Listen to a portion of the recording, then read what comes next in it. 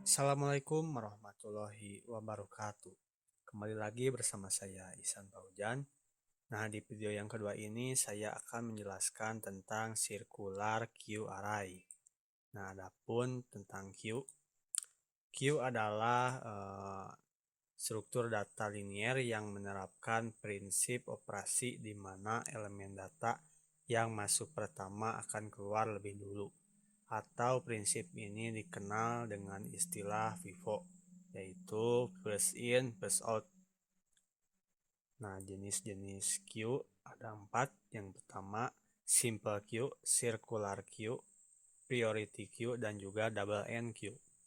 Nah, di video ini atau yang akan saya bahas salah satunya saja, yaitu tentang circular queue. Nah, pada circular queue ini simpul terakhir terhubung dengan simpul pertama. Queue jenis ini juga dikenal sebagai ring buffer karena semua ujungnya terhubung ke ujung yang lain. Nah, misalkan dari 0 ke 1 ataupun dari 7 ke 0. Jadi dia saling terhubung, yaitu sirkular. Penyisipan ini terjadi di akhir antrian dan penghapusan di depan antrian. Jadi menghapusnya di depan dan antriannya ada di akhir. Kemudian ada karakteristik dari queue. Queue adalah struktur dari FIFO, yaitu first in, first out. Kemudian untuk menghapus elemen terakhir dari queue, semua elemen yang dimasukkan sebelum elemen tersebut harus dihilangkan atau dihapus. Queue adalah daftar berurutan dari elemen-elemen dengan tipe data yang sama. Nah, adapun untuk operasi dasar dari queue, yang pertama ada enqueue, menambahkan elemen ke akhir antrian. Kemudian ada dequeue, yaitu menghapus elemen dari depan antrian. Kemudian ada isempty, fungsinya yaitu untuk memeriksa apakah antrian kosong atau tidak. Ada juga isfull, kebalikan dari isempty, yaitu memeriksa apakah antrian sudah penuh atau belum. Kemudian ada peak, yaitu mendapatkan nilai bagian depan antrian tanpa menghapusnya, atau bisa kita sebut dengan melihat gitu. Kemudian ada initialis, yaitu membuat antrian baru tanpa elemen data atau kosong. Nah, kita coba lihat seperti apa codingannya. Nah, di sini ada seperti biasa menggunakan library dari input output atau iostream. Di sini ada const in max size, yaitu maxnya 10. Kemudian ada variabel dari inQ dengan panjang arraynya maxis, yaitu 10.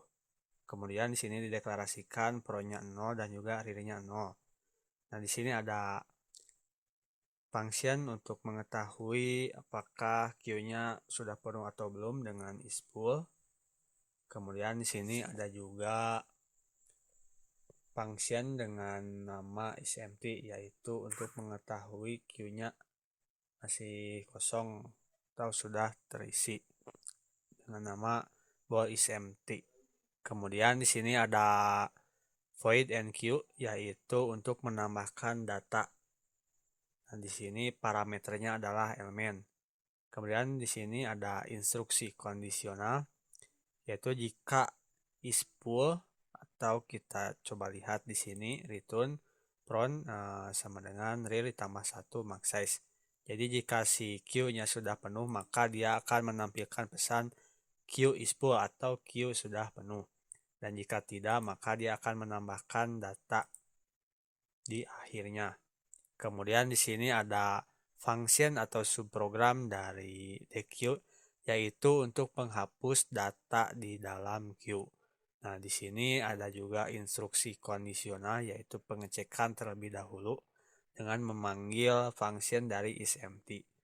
Nah, jika si datanya kosong, maka dia akan menampilkan pesan queue is empty atau queue-nya masih kosong.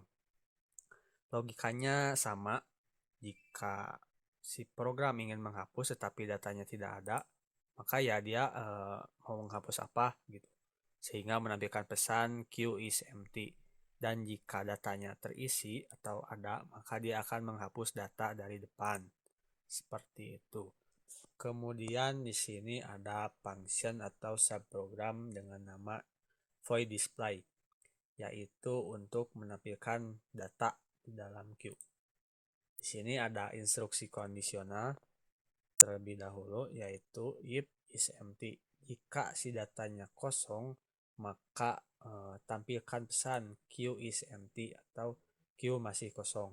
Dan jika datanya ada atau terisi gitu ya, maka dia akan menjalankan program yang di bawahnya dengan menggunakan looping for, yaitu untuk mengakses data yang ada di dalam queue itu sendiri menggunakan perulangan for seperti itu.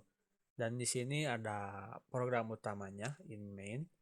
Di sini ada invoice, yaitu untuk memilih menu, dan juga elemen untuk menambahkan data ke dalam queue. Adapun menu-menu dari queue itu sendiri ada enqueue, dequeue, display, dan juga exit. Nah, di sini juga menggunakan perbandingan switch cache untuk membandingkan inputan dari user. Seperti itu. Kita coba sambil running saja. Misalkan di sini si user menginputkan angka 1, yaitu memilih menu dari enqueue, maka dia akan dibandingkan ke dalam switch yang ini, yaitu jika si user memilih angka 1, maka dia akan masuk ke dalam case 1 atau case yang pertama, yaitu menambahkan data ke dalam queue itu sendiri. Misalkan kita coba inputkan angka 1 untuk menambahkan data. Kita coba tambahkan data atau angka 8. Nah, di sini sebenarnya sudah masuk. Kita coba lagi masukkan. Kemudian kita display. Nah, jika si user memilih angka 3 display, nah yang ini, maka dia akan masuk ke dalam case yang 3 dan memanggil function dari display, yaitu untuk menampilkan data di dalam queue. Kita coba input 3. Nah, di sini ada data yang telah kita input. Data yang pertamanya yaitu 8, yang pertama kita input. Kemudian yang kedua ada 4. Kita coba input lagi. Kemudian display. Nah, di sini sudah datanya sudah masuk. Jadi berurutannya itu dari sebelah sini. 8, 4, 7. Kita coba pilih nomor 2 dequeue, yaitu untuk menghapus data. Nah, masuk ke dalam case yang kedua, yaitu memanggil function atau subprogram dari dequeue untuk menghapus data. Kita coba hapus dengan memilih menu yang kedua. Di sini sudah terhapus, kita coba display lagi. Nah, angka 8 sudah terhapus. Jadi plus in plus out, dia yang pertama masuk, dia yang pertama juga keluar, seperti itu. Kita coba inputkan lagi.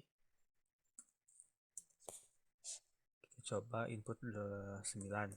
Kita display untuk menampilkan. Di sini sudah masuk. Kita coba hapus sampai habis. Misalkan kita terus pilih angka 2 untuk menghapus. Nah, di sini datanya sudah habis, maka dia menampilkan data is empty. Menampilkan pesan queue is empty. Nah, yang ini karena datanya kosong. Jadi si program mau ngehapus apa karena datanya sudah kosong. Maka menampilkan pesan yang ini, queue is empty. Kita coba display. Harusnya outputnya sama. Outputnya juga sama. Queue is empty. Jadi si program mau nampilin apa karena datanya masih kosong atau tidak ada, sehingga menampilkan pesan queue is empty atau datanya tidak ada. Oke, itu adalah penjelasan dari circular queue dengan menggunakan array. Nah, ini adalah bentuk dari array-nya. kita coba menu exit untuk keluar dari aplikasi. Nah, secara keseluruhan bahwa si program ini sudah berjalan dengan baik. Oke, mungkin itu saja penjelasan tentang circular queue dengan menggunakan array dari saya. Ditutup saja dengan salam. Wassalamualaikum warahmatullahi wabarakatuh.